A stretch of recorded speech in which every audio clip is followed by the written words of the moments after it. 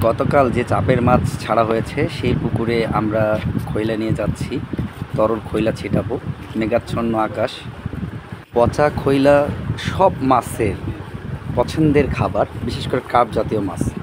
একদম ফ্যাটো, সেইভাবে ফ্যাটো মিক্সিং করে একদম সেইভাবে। মুস্তফা জ্বর নাকি মুস্তফা? সম্পূর্ণ লিকুইড করতে হবে, সেক্ষেত্রে ডিগির সব দিক থেকে এই খৈলা ছিটাতে হবে। আর এই এই খাবার সব মাছই খায়, কিন্তু বিশেষ করে কার্প জাতীয় মাছের মধ্যে যে আপনার সিলভার, বিঘেট, কাতল, এই মাছগুলোর জন্য কিন্তু এইভাবে তরল করে খাওয়াতেই হবে।